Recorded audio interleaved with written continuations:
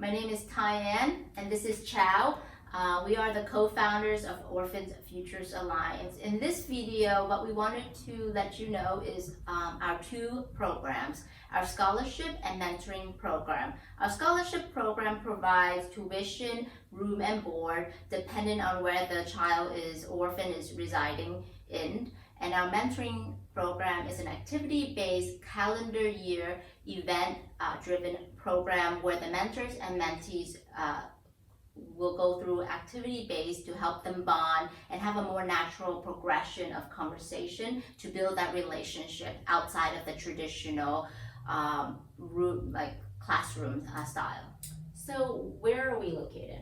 We are located in Vietnam and Thailand currently, but we hope to move further down to much more needed countries in Southeast Asia. So within Vietnam and Thailand, where would you say the focus is for each program?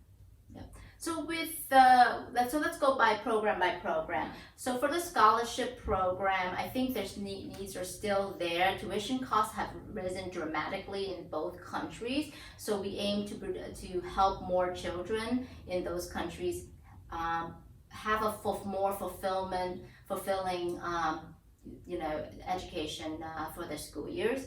With the mentoring, what we found in our first few years of rolling out our scholarship program is that we need another additional layer to address their mental health, their confidence building, and that's where our activity-based mentoring and pairing them up with older mentors and mentees really help them build that confidence, have a big brother, big sister style of mentoring where they have someone who they feel is their own, like personal confidants, and really to build that relationship where they might not be comfortable talking to their administrators, but really have someone that they can emulate, understand how to act within their social settings. Yeah. Exactly. And it's important because if you think about orphanage system, you would get one caretaker to 20, 30, so you don't Sometimes have 50 kids. Yeah, so you don't have the personal attention. And so imagine that you grow up without any personal attention, you're a fly on the wall, and now you are in a program where you have one-on-one attention with a young professional, or even people in mid-level careers or even higher. But the key thing is they can see the social skills that you can't really teach. You have to observe, and you have to also be exposed to it, which doesn't happen if you're in an orphanage or you're just on your own. Where it's very regimented, like in the army. Exactly. So that's why it was so important that we have this mentoring program in Vietnam and also with our partners in Thailand. Yep. And one of the things that we've seen since we implemented the program is the confidence level of for all of our mentees have just gone through the roof, where they were scared, they're very introverted, they don't know how to really react.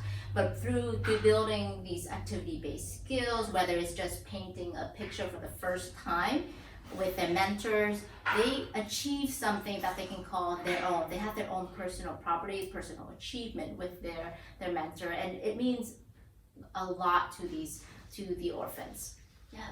Can you describe some of the activities that have been done this year? Our mentoring program really changes each year depending on how involved each child has been with us from first year, second year, third year, and beyond. But some of the programs we have done is STEM-based activities where they'll build electronics to painting classes, pottery classes, going to around their city to really get acclimated about what's actually in their city, cultural history, going to the museum.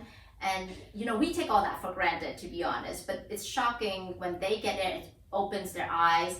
They're immersed in this cultural world that they really have not been able to do in them, and that actually builds experience for them, so that when they go out into the world, it's not so awkward. They don't lack the confidence because they've been able to say, yes, I've been to the museum, I love this particular piece of art, because they talked about it with their mentors. Or yes, I know how to paint, let's do a paint by thing, because they've done that in our class. And that's why activity-based mentoring in their social settings in their local community is really important, because then that assimilated the children into their settings a lot more. Right.